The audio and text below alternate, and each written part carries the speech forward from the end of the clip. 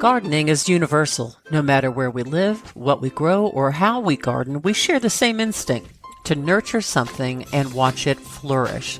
With more than 3 decades in the garden industry, Paul Zimmerman explores the passion that connects gardeners around the world with those who also live in it. Drawing on years of travel, conversations with international growers and hobby gardeners, and countless visits leading garden tours everywhere from France to England to New Zealand, Paul looks beyond the how-to and dives into the deeper questions. Why do we garden? What's changing in the gardening world? And what does it reveal about who we are? Please welcome your host, Paul Zimmerman. Welcome to my second episode of A World of Gardening podcast. Really appreciate the kind words about the first one, and you can certainly listen to it on the various sites. My website, paulzimmermanroses.com, is the best place to see all the various places you can listen to it. Apple Podcasts, Spotify, Amazon, places like that. I've also taken a couple of my old YouTube videos, particularly the interview with Michael Marriott, the 2-part that Michael and I did on rose myth busting, and those are now podcast audio as well. This second one, we have something very special in store for you, which I'll talk about in a little bit. But again, I'd like to lead off with just kind of what's going on in my own garden at this point in the year. We're in a drought in the upstate of South Carolina. Very, very dry and very unusual for spring. March and April are our wet months. Now, we get rain all year long, not like California. When I lived in Los Angeles, there was just seasonal rain. Used to dryness in the summertime. I'm not used to dry right now. I'm watering. It's spring. The plants are very thirsty. They're growing. They need the water. I'm running a sprinkler at the end of a hose. I actually don't have an irrigation system here in the farm. I've never needed one. That's the main reason I never did it. So I've got sprinklers, and I'll take the hose and water the roses a little deeply. So be aware of that. If you're in a drought like I am right now, keep your roses watered in the spring. They really, really do need that. I'm seeing flowers already. This is early again for me. My peak bloom used to be around Mother's Day, early May, every single year. And it seems to be getting earlier and earlier. But I hear this trend from all of you out there that you're seeing roses and blooming and flowering and growth sooner and sooner and sooner.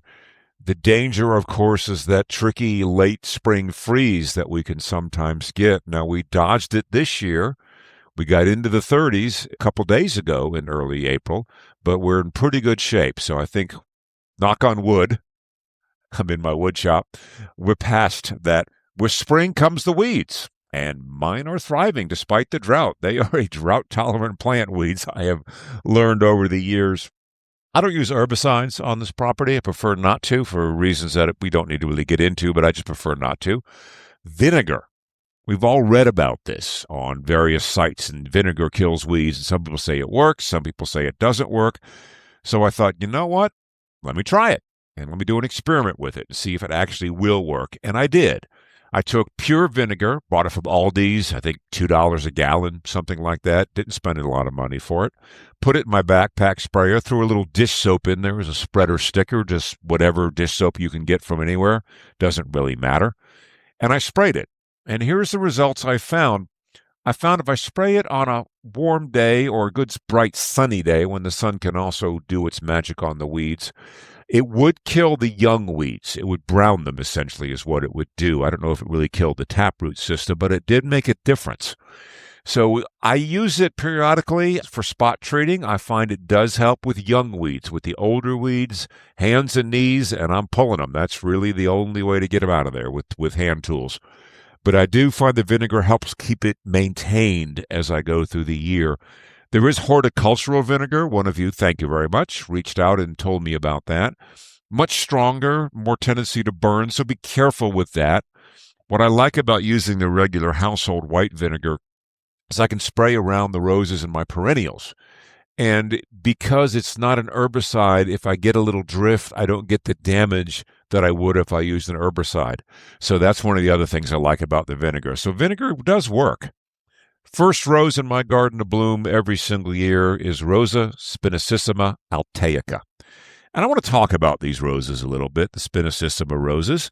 They are such a charming, absolute beautiful group of roses. They've also been known in the past as pimpinifolias. Some of them, people call them the Scotch briar roses. There's various different names. They are species roses, with the exception of one, Stanwell perpetual. They do not repeat flower. I don't care. They are absolutely lovely. They tend to be rather low, erect plants, about 1 to 3 feet high, even though sometimes, and in the case of my Spinosissima altaica, 6 to 7 feet tall. They spread by basal shoots, think gallicas. I don't find them to be aggressive, though, in the sense that they will take over. If leave them alone, they may, but they're not an aggressive suckering plant. And you can dig up the small plants and give them away, give them to your friends. They have stiff bristles and straight prickles. They're really nice in that sense of the word, very charming. The prickles and the mature leaves tend to be very red with the young growth and a bright scarlet, and an older growth is a deep maroon. They really have a lot going on for them besides just the flowers. Flowers tend to be single-petaled. Just minor white, Spinosissima altaica, very open stamens, so the pollinators absolutely love them. Stanwell perpetual is the charming repeat flowering version. Very full flowers, fragrant, and will repeat throughout the year. Starts kind of a blush pink and then goes to a white. The other reason I like them so much is one of my rose mentors, really I guess my rose mentor, was the late Peter Beals. Peter Beals Roses. I'm sure you know his book Classic Roses and all the other work that Peter has done. He loved the Spinosissimas, or the pimpinifolias is what he always called them. Peter was very much into the species roses. He had quite a collection and just loved them and championed them and grew them and preserved them and sought them out. And that's what they remind me of. There's one in particular that I have that came from Peter that he always loved called Old Yellow Scotch. More of a fuller double flower, I would say, maybe 2 inches across. Very yellow, very sunshine yellow, that bright sunshine that just captivates you in the garden without being glaringly so garishly yellow as some of the yellows can be. Old Yellow Scotch reminds me of Peter, and that's one of the memories that goes with roses. And roses and memories always go together. You all have a memory of your grandmother's rose, your mother's rose, a rose from the family that's been passed down. My topic in this podcast actually does evoke memories, and it's the Flowering Bridge in Lake Lure, North Carolina. Beautiful site. It was built on the Three-Arch Historic Bridge in Lake Lure in 1925 and carried traffic for 85 years. It was decommissioned in January of 2011, and a group of citizens there got permission from the North Carolina Department of Transportation to preserve and enhance the bridge. And that's when they created the Lake Lure Flowering Bridge. They created gardens on top of this historic bridge. What resulted was remarkable and a very special place. And then in September of 2024, something unimaginable happened. And now let's let Kathy Tanner, who is the chairperson of the Lake Lure Flowering Bridge Board of Directors and has been there from the start, tell the story. Kathy, welcome. Thank you very much for joining me on the A World of Gardening podcast. Oh, that's so exciting. Thank you for inviting me. Well, it's a pleasure. Great. And you know, I said in the introduction, I talked a little bit about the Flowering Bridge and some of the factual history of what happened. But what I would like you to do as someone who's been involved, how did the genesis of this idea for the Flowering Bridge even come about? I love this story. So in 2007, the state of North Carolina, decided to build the new bridge, and this bridge was going to be torn down. So the town of Lake Lure got the state to give it to them as a pedestrian walkway. And in 2010, we had a local retired Methodist minister named Bill Miller, who was part of Parks and Rec, said, wouldn't it be beautiful to put plants on this bridge? He grew up near Shelburne Falls, Massachusetts, where the Bridge of Flowers is gardened. It's a trestle bridge. It's gardened by a garden club. And he grew up going to that with his mom. And so he had this idea that maybe we could do that here. So in his Methodist minister way, he pulled together community members, and I attended one of the first meetings in 2011. And the plan was just to gather people together and start talking about how would we do this. And we put together a steering committee. There were about 8 of us, and our job was to come up with a name and bylaws and organization. So we basically took 3 months and created it. And a new board of directors was installed in November of 2011. So that's an amazing story. So it's first of all, it's all volunteer driven and always has been. I Right. think that's important to 100%. understand. So it's a labor of love. I Yeah. think obviously that's what drives a volunteer to initially, and based on an idea of this bridge that this gentleman knew already. I mean, it's incredible. So then you come up with this idea, and I can only imagine, I assume you had to go pitch this to the town or something in order to get permission. So you walk into the town and you say, okay, we have an idea for the old bridge. What is it? We're going to put plants on it. And the reaction was? Reaction was, how are you going to make that happen? Which would be my reaction, to be quite honest how with is you. this going to work? And who's going to do it? And who's going to attend it? Well, you think of the logistics. I mean, it's a concrete surface that you're Right. putting on. So, Right. talk about those initial conversations with the town. It was very interesting that they were very excited, actually really excited about the potential for it. We then hired a firm out of Charlotte called Cardno, and they are engineers and landscape designers. And so they came up with a professional plan. And I think that's when everybody was like, oh, this can really happen. This is going to be beautiful. They came up with the plan of the 6 planters. We told them to make it serpentine, not straight. So you had this beautiful curved walkways through. We also, the design team at that point, we already had a design team, and we said, let's make the planters different heights. So you have a varied to 18 to 32 inch planters. So it was all very unique and very different. And I think that's when everybody got really excited. And in 2011, we offered anyone who wanted to buy a founder circle brick for $100. And those were installed on the east end with a pretty curved little wall around them. And that was our $23,000 of seed money that we raised. It's incredible. Yes. That gives you an idea of just how much the community bought into this idea. Huge support from the very beginning. Yeah, and the Serpentine Pass you mentioned, I mean, just from a design standpoint, the nice thing about that is you never really can see what's around the corner. It lures you into the bridge. Because I remember when I first saw the bridge for the very first time, and that was one of the things I loved was, this sense of exploration as you move through the space. Right. And you peek around the corner and all of a sudden something else is there. Yeah. You couldn't see the rock and succulent garden when you're in the pollinator garden, but you come around the corner and all of a sudden there's a cactus and all these things it's another little window. It's another little It's a surprise. It's a surprise. Yeah, that's exactly and gardening is the key. It's surprising. I mean, exactly even from a gardening standpoint, we, as you well know, you plant something and you're not sure, and the next year you come back and go, oh, look, it's over there now. Yes. And that's your surprise. Yeah, I never thought that was going to go over there. Yeah. So you had great community buy-in right out of the gate, and in 2011, this committee was formed, the bridge began forming, and then as the community then began to see this bridge, this flowering bridge develop, so this beautiful old bridge, which had beautiful balustrades on it, as they saw that begin to form, what kind of feeling did you start to get back from the community? What kind of emotion did you get back from them? They were just so excited. Everybody was so excited because, first of all, no one wanted the bridge to be torn down, which was the plan for the state to just demolish it. And nobody wanted that to happen because it was such historic and so pretty. And so to be able to put those planters on the bridge, and we actually, one of the volunteer jobs we had to do was to waterproof the decking. And so we did that ourselves, which big buckets of this waterproofing material and fabric. And so you put it, so volunteers actually did that. We had volunteers from all over the community that came in that didn't really normally volunteer with us at that point. And they just came in to help with that terrible job.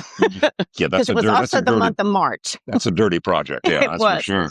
So, and then we also got new volunteers through a community project like that.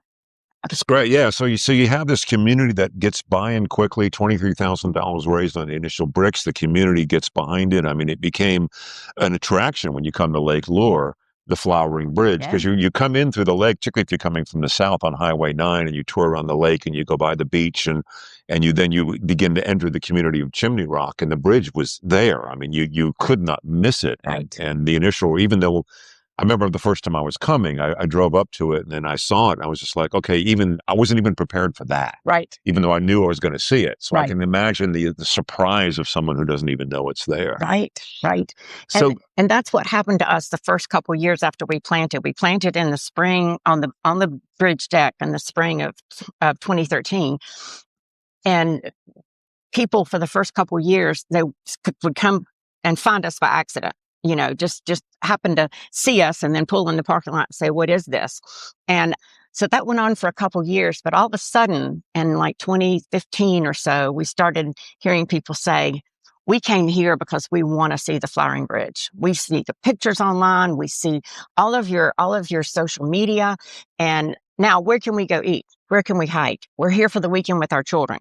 What can we do with the kids? But we wanted them to come here. And then we started seeing families, huge families, and everybody in our community. And every time they had company come in and spend, they all came here every single time. So what's neat about that story is the community gave to the Flowering Bridge to get the project started, volunteering, waterproofing the bridge itself and all the things like that.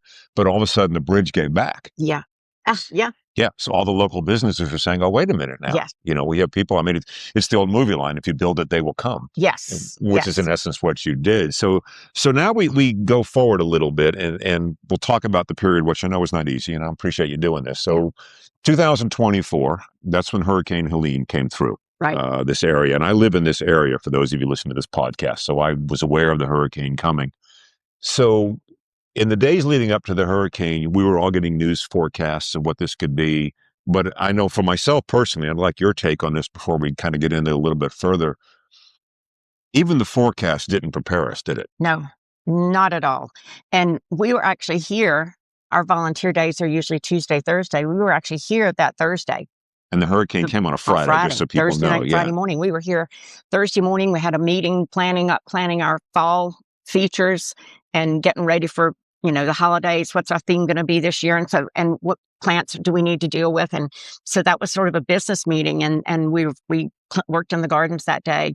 I think we said, well, we may have some high winds. Let's make sure anything that needs to be secured is secured, trash cans or whatever. But no idea. No idea. And I think the thing that no one was prepared for, and not just in Chimney Rock, even though Chimney Rock was hit pretty as bad as anywhere was, or Black Mountain, other communities were also hit really badly, was the water. Yes, the amount of water. There's a video that was taken by a guy who lives right here in Chimney Rock, and he took a video. He was standing here on the porch of the education center, and it shows the water coming through this air, right through here. And I mean, because it came down the road and then just came right through here, took out 50 hydrangeas behind this area, the whole hydrangea garden. But it's not surprising that it would take these plants out when you see the trees that got taken out, the massive trees. And he's also got a video of the water coming over the Flowering Bridge. That there was so much water over the top of the top of both bridges. Yeah, and for those of you who don't know Chimney Rock, so Chimney Rock lies on a river, and it's kind of in a narrow, I don't want to say a canyon, but like a valley in a way. I mean, that's how the lake began in the first place. It actually wasn't a lake; it was a community that was flooded to make the lake. Right, is what it was. So the water had basically started way up the mountain, and by the time it got here, it not only had force because of the gravity that was pulling it through here. And then the river runs right behind the community of Chimney Rock, and there were businesses along the river that were basically completely taken out. I mean, it took out entire buildings. Sure did. The destruction that came through. So it was this force of this water and this hurricane. So for that Friday morning, we're all hunkered down. At this point, we're thinking to ourselves, this is not what we were signed up for. Right. Right. Where can I get cancel my subscription to the weatherman person here? And then at what point did you learn just what had happened? My husband's a volunteer fireman in Chimney Rock. So they were there, they evacuated everybody and, in their area, took care of everybody, helped the other areas make sure everybody was safe. Then they stood on the porch of the Chimney Rock Fire Department and watched all that happen. Oh my. And so the first thing I really knew about how bad it was, because I stayed downstairs at our house with our dogs, Kenneth called me before we lost phone signal, and he told me that the town of Chimney Rock had been wiped out. And my first thought was, well, if that's happened, what happened at the bridge? Yeah. What happened to the brand new education center, which really scared me? The atrium, the kiosk, these structures. I thought, but I never dreamed that the bridge itself would have been damaged. And that kind of brings us to the part of the story. So you said you never dreamed the bridge was damaged, which who would? Yeah. That bridge had been here a long time. There's been other floods through Chimney Rock. This wasn't your first rodeo. Right. With something along these lines. Right. And so the bridge was damaged severely. Right. And then I think there was conversation at some point about could we rebuild the bridge, but that really didn't end up going that way, did it? Right. No, in the fall of 2024, the historical preservation from FEMA team came to visit, and their purpose specifically was to look at the Flowering Bridge and see if anything could be done. And they spent about 5 or 6 months studying what had happened, got drone pictures showing the pillar that was damaged, the center pillar that was damaged, to see if anything could be done, and determined in May of 25 that it was unsalvageable. So it could not be fixed. So now you're at this point. You've not only had the damage from the hurricane, of course, but now the bridge itself can't be rebuilt. So this is where we start the conversation of resiliency. So you're in this. I'm sure you're all in a state of shock. You and all the volunteers, the town, the community. I mean, it wasn't just the bridge. To be clear, we have to understand there were businesses that were wiped out in Chimney Rock, Right. and still being rebuilt to this day. Right. Even though Chimney Rock is certainly coming back. So then, at that point, was there any thought that you weren't going to rebuild? No, because I know this group. We are so tight and close and dedicated to the Flowering Bridge Gardens and our mission for educating the public. That's our number one mission. And so I don't think there was any thought in our minds that, well, gosh, let's throw our hands up and just, we've lost the bridge. Fall of 25, after the bridge was torn down in August, we had our normal volunteer luncheon. And I would say we had about 50 of our volunteers there. It's a gift to the volunteers. And we go somewhere fun for lunch. And we decided that our theme going forward would be to plant a garden is to believe in tomorrow. And one of our volunteers, Amy Wall, painted that sign, and I took the sign and I held it up when I did my speech at lunch, which is always brief, and I always try to be funny. But this year, it's hard. It was a little hard to do that. But I still did. And we laughed, and we had a great time with each other. And we came away with a very definite feeling, a different feeling. We had been grieving for almost a year, 9-10 months. We'd been grieving. And we all said, okay, it's time for that to be gone. That piece, let's acknowledge that we grieved and what we lost. Let's acknowledge it. But now it's time to put a garden design team together. And where do we go from here? And we did. We put a design team of 6 volunteers, all very creative, good gardeners, very dedicated. But basically what we were doing was looking at this clean slate. Everything had been wiped away around the education center. So what do you do?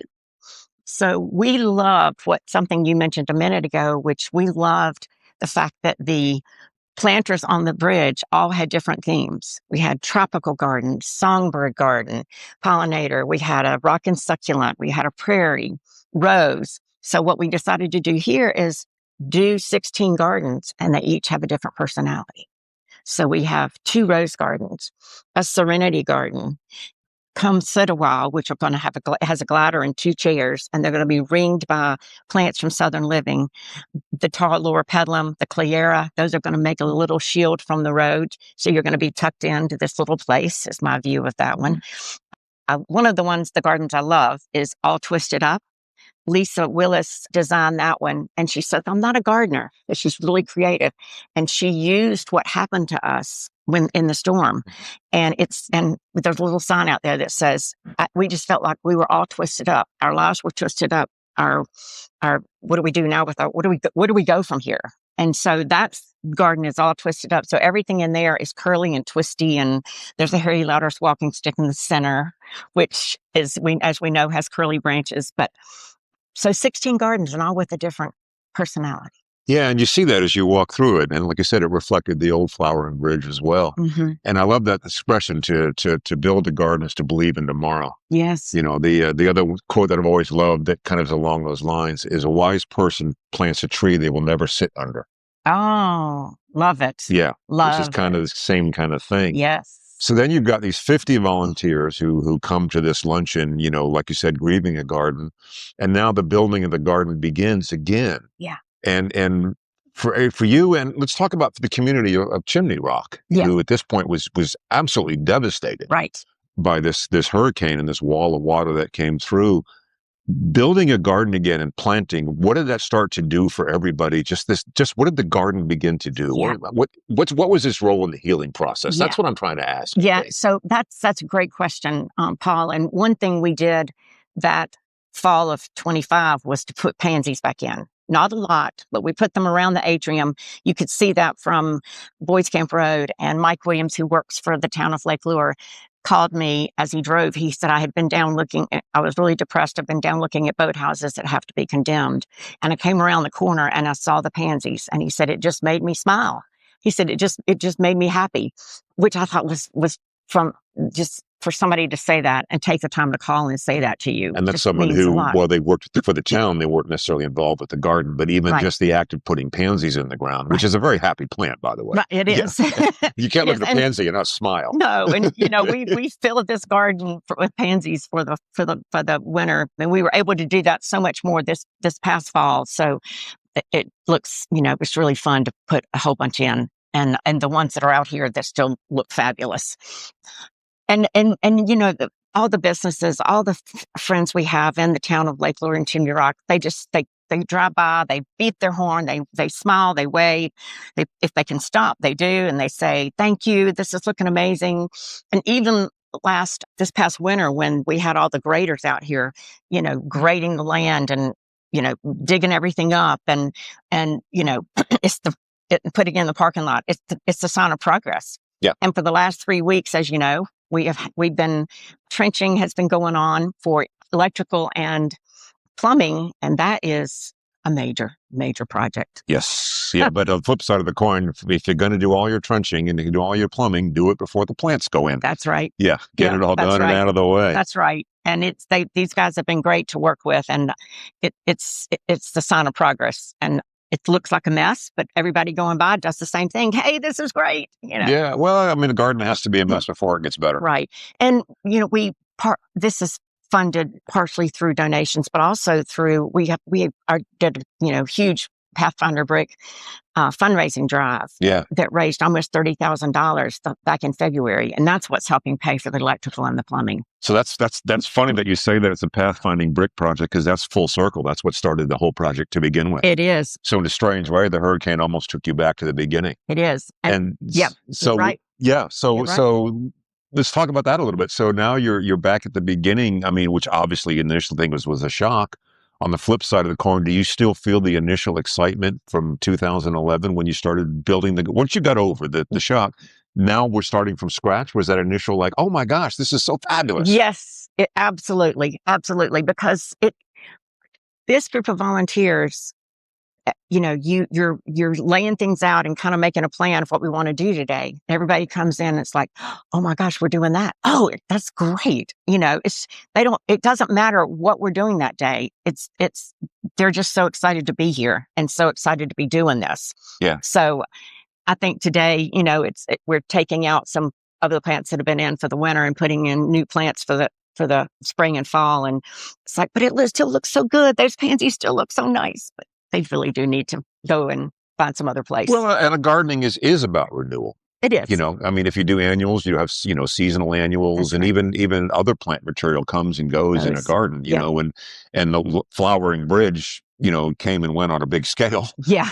Yes, it did. Much bigger than anybody would have wanted it to go on. Yeah. And, one of the great things that we did very early on and talking about volunteers, starting in 2015, the task force back then that did all the research and did the planning, we were like, okay, so we got 12 beds on this bridge, and now we've got some gardens off the bridge, and we want to continue to work there. How are we going to manage this, and who's going to do what? So we decided back then, well, let's let each gardener choose an area that they want to be responsible for. So at that point, Alice Gerard, who's still with us, wanted to be the Rose chairman. That was her love. So she was our first chairman to be, announced. Alice is our Rose chairman. So then all the volunteers, where do you want to be? Look, got tropical gardens here. Who wants to be the prairie garden chairman? And so all of a sudden people just started picking their areas, and it was so easy. And then as the gardens expanded from the 12 on the bridge, we actually had 30 gardens before the storm.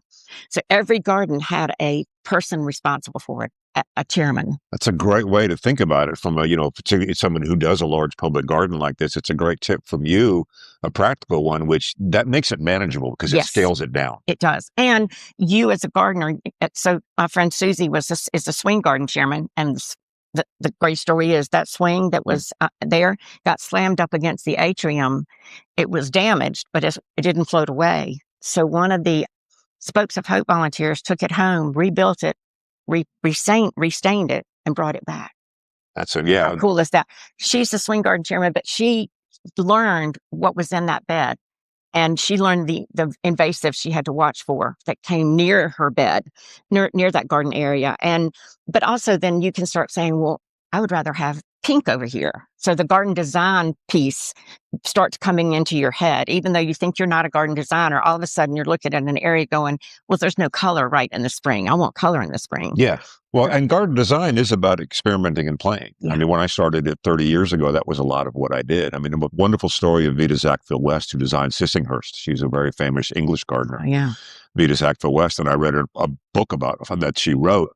And she talks about, and she was probably well into her 60s or 70s, this incredibly accomplished woman who designer, gardener, known the world over. And she talks about going to a garden center, local garden center near Sissinghurst and buying a plant and spending the afternoon wandering around Sissinghurst with the plant in a pot, trying to figure out where she was going to put it. That is so true, isn't it? It is. We all do that. And I remember that story, because that's really at the end of the day what gardening is. Right. It's about, we all do this garden. We buy a plant and we go, I have no idea where it's going to go. Right. But you go into the garden and then all of a sudden your sense of aesthetic starts to pick up a little bit. Right. And the thing I love about the volunteers who design the gardens is they don't know the rules. Right. Which is fabulous, which is why the gardens are so unique, because they didn't follow, quote unquote, the design rules. Right. Which is what I did. And another great story too, and something the garden is certainly known for, was the Rainbow Bridge Garden. Yes. Which was and the Rainbow Bridge is exactly that. It's where people could come hang collars of their pets they'd helped over, the Rainbow Bridge that those of us who have pets have to work with.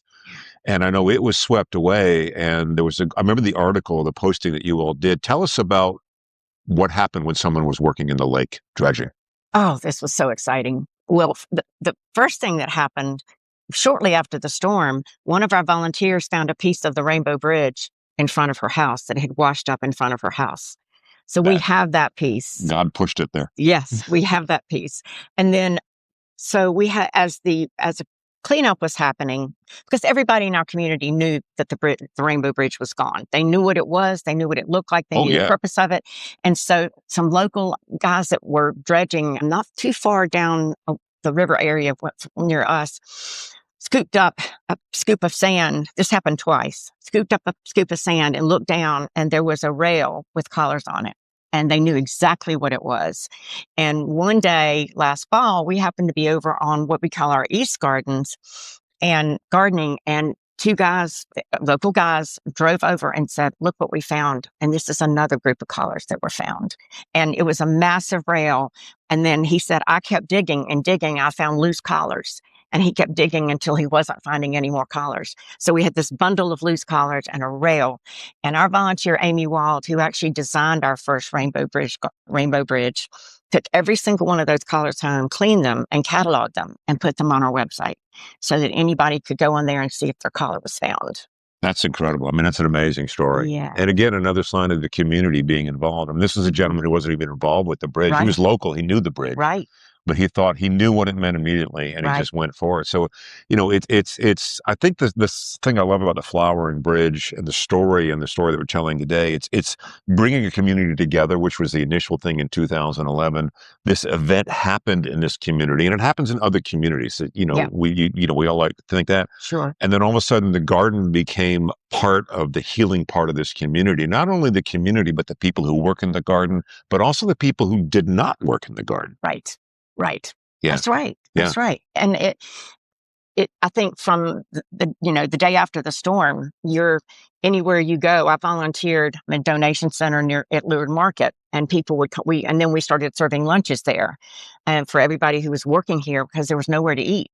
Yeah. And so Lourdes is the center of the town. And so we volunteered serving, we got sponsorships and we serve hot lunch every single day. And without question, everybody that came through the line, we talked to them, and everybody, even construction crews that don't live here, we would introduce ourselves and they would say, "I'm so sorry about the Flying Bridge. What a special thing." They were from Spartanburg and Greenville and Greensboro, all over. And they just said, "We know about the Flying Bridge. We know about the Rainbow Bridge, and you all are special. And we're just so sorry." I mean, how incredible is that? It's amazing. It's an amazing story. Yeah. And so now we're here and the gardens are being rebuilt. And what is your vision for the future of this garden? Because you're now looking at, I imagine, with a very different perspective than before the hurricane came through. We are. And as I said, education is our main focus. And so I'm really excited about this because right here off the education center is and we named them all. We have a name for every single one, a creative name. The one that I'm talking about has a butterfly made out of hens and chicks that we did this fall. And it's absolutely adorable. And it's called the Butterfly Haven Garden. And Linda's Plants from Hendersonville sponsored that. And Southern Living Plants is bringing us all of the pollinator plants for that garden. Right. And then the garden here, right off the education center, we wanted boxed planters so that it sort of anchors the porch, but we didn't want it too tall, and we call it a place in time. So all the plants going into the planters will be thyme, different varieties of thyme. So you'll have that scent as you sit there, and right in front of it will be a recirculating water feature that's about a foot deep. That's nice. The sound of water. The sound of water. Yeah.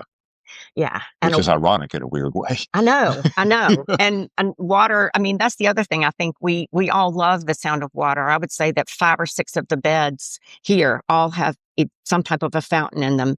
There'll be a waterfall in the Comsetaway Garden, and then the creek bed and the Rainbow Bridge. Yes, the creek bed and the Rainbow Bridge Garden. Yeah, and the gardens are, even though the flowering bridge itself, the physical bridge is gone, the gardens are on the riverbank. Yes. Just so our listeners understand where this is. So they don't only have the sound of water in the garden, but the presence of the water is outside the garden as well.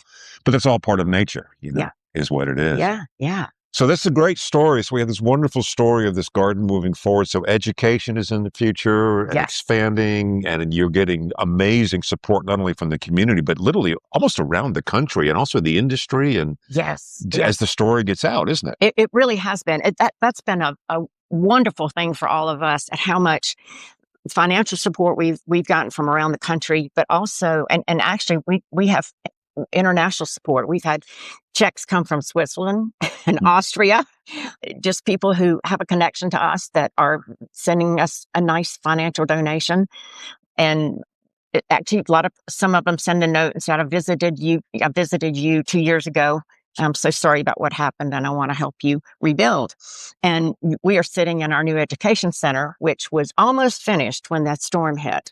And it had 5 or 6 inches of mud and 3 feet of water in it. And our builders got in here the next day and on hands and knees cleaned every bit of the mud out, took out the walls, replaced what they needed to replace. And within 2 or 3 weeks, it looked like it was supposed to look. That's incredible. And then we opened it for small classes this winter, and our minds are racing. Having the education center, our minds are racing about what we can do here now. And I feel like we could do something almost every single day. We have so many ideas. Yeah. Yes, you do. This is a group that's exploded with ideas. You have heard them. No, I've heard them. Yeah, and been fortunate enough to be a part of it. It's an amazing place for me personally. It's, since I do this for a living, I get jaded sometimes, and this is just this is an energy that, this is not, no one's here because of the money. Right. And which is really the purity of gardening in the first place. Right. I mean, yes, some of us are fortunate to make a living, but that doesn't take away the joy and the happiness of doing this. And I think that's evidenced by the worldwide support you've got for this garden. And we are enjoying so much working with you and having you here to bounce ideas off of. but just talk with you about, your life and your gardening and getting ideas for what we can do. Well, and it's reciprocal. I yeah. mean, it really is. I mean, I love the volunteers coming up and saying, what about this idea? And I went, I never would have thought of that, but yeah, I really like that idea because again, they don't know the rules. Right. And that's when gardening really begins to sing is when someone says, you can't do that. Really? Yeah. Watch. And if you're not a gardener, I tell people who come in to our visitors and everything, I say, well, we look at it almost like you would look like you were decorating a room in your house. Yeah. Okay. Well, the sofa can go here, but it could also go here. Yeah. And where does that lamp go? It could go here. So same thing. Yeah. Exactly. That's the approach to gardening. Yes. Yeah. And it really is. And the best way to garden is to learn. Yeah. And the Lake Lure Flowering Bridge is a wonderful place for volunteers to come learn. There's the education center and things along those lines. So I'm going to ask you one last question. Then what we're going to do is we are then going to get some volunteers in and we'll kind of have a little chat around that, things along those lines. They'll love that. In light of all of this that's happened and all of this that's gone on, what does the phrase, the power of gardening mean to you? That gives me chills. I think it means you have an opportunity to take a gift you've been given, the opportunity to garden, a place you've been given as an opportunity to garden, and just go with it. Just be there and enjoy yourself, talk with your friends, bounce ideas off of each other, and just have fun with it. It's fun. It should be just the energy and the fun. That's what it means, the power. So we're now joined by a lot of the volunteers we have here. We have Courtney, we have Becky, we have Debbie, we have Lisa, we have Dawn, and another Debbie. Debbie Squared is who we have here today. And so the question I asked Kathy at the very end when we were chatting a little bit, in light of everything that's gone on with this garden and in your own lives and gardening and things along those lines, it can relate to the bridge. It doesn't really have to relate to the bridge. If I throw out the phrase, the power of garden, what does the power of gardening mean? That phrase, the power of gardening. Debbie, what does that mean to you? I think what it mostly means to me is there's always something to look forward to, something new growing every season, new flowers, new shrubs, success of planting. I think also you're outside, you're getting exercise, and you're with nature, and you just feel great. So it's almost like an anticipatory thing. It's like, what's next? What's coming up next? What's the next thing? So it's a forward-looking power for you is what essentially it sounds like. Lisa, how about yourself? What does it mean to you? The power of gardening. What is that? What comes to your mind? Actually, roses come to my mind because, and I love that. and I love that. But when they look dead in the winter, they don't have their blooms, and then in the spring, it's just a gradual rebirth, and kind of like what we're doing here. That we're devastated by the hurricane, and it's coming to life again, and it's special to see it come back to life and rebirth, and things are springing up where we didn't think they'd spring up. We had one little pansy growing through the concrete, and just gives you hope. And we're going to bring the beauty back. So it's kind of exciting to see every week when you come, something new's coming up. And it's the resiliency, isn't it? Resiliency. Yeah. Like you said, the little pansy coming up through the crack in the concrete. It's going to make sure that it's here. And we're still here, and we're going to come back again. That's what we're going to do. Dawn, how about you? The power of gardening. What does that mean to you? Gardening to me, whenever I'm outside in my garden, I feel closer to God when I'm outside. I'm in nature, I'm listening to birds, watching the butterflies. Just total peace and serenity for me. Yeah, I think we all have that a little bit. It does really remind you of nature. Yes. Yeah, it really is. All of a sudden you are, because we spend more and more of our time inside these days with social media and phones, and sometimes it's just getting outside and getting your hands, and the power of healing in the dirt. Right. There's actually evidence that dirt on your bare hands actually is a healing property. I love to play in the dirt. My husband, he hates being outside, but I'll come in, I'll just have dirt in my hair. He's like, I just don't understand why you like that. Well, it allows us to be a kid again. Yeah, I know. Yeah. I mean, it's like being a kid again, going out and getting dirty, and your mom going, why are you dirty? I've been playing in the garden. That's the beauty of it. Debbie, the power of gardening. For me, it's learning about nature and appreciating the beauty of it, and also the science behind it. Because there is. Well, that's an interesting juxtaposition. You talk about beauty and science. A lot of people would say those might not go together, but in gardening, you really do get the overlap of both. Mm-hmm. Yeah, because you've got the beauty of the garden itself, but the science of what makes it grow, or what can I do to help the soil, and all the things along those lines, isn't it? Yeah, it's a great juxtaposition. Courtney, the power of gardening. Yes. To me, I think it's a therapy for me, a free therapy. And I work with the public. And so when I am at home, I can relax in the garden. I don't have to talk to anyone. I can just enjoy nature around me. That's what it is. It's a therapy. It's a great way to tune out the world, isn't it? Mhm. Yeah. I have that sometimes when I get in my garden. I'll go into the garden. It's like 10 o'clock in the morning or something like that. And my wife will come out at like 4 in the afternoon and say, "Are you ever coming in the house?" Yeah. We all have that, I think, don't we? Yeah. Yeah. That's Something to do. Like, oh, I got to do this, Yeah. do that. And it's anticipation. It's what's next. yeah. It does. Almost becomes an out of body experience sometimes. It really can. Becky, the power of gardening. I guess it's a metaphor. Maybe the flowering bridge is a metaphor for gardening, not just because it is gardening, but because something happened to it. It seemed to have been completely destroyed. And that's the way gardening is. Winter comes and everything dies back and we think they're gone and we think that it feels like there's no hope. And then spring comes and things you forgot were growing there start popping up. And that's kind of what's happening here. We got destroyed and then here it comes back again because not just because of the plants, but because of all the volunteers are so determined to have it come back and, be the way it was. And the beauty's still there. It's not gone. And I think Becky has just succinctly summed up the flowering bridge, the power of gardening in a world of gardening. And we're going to let her have the last word. Thank you very much.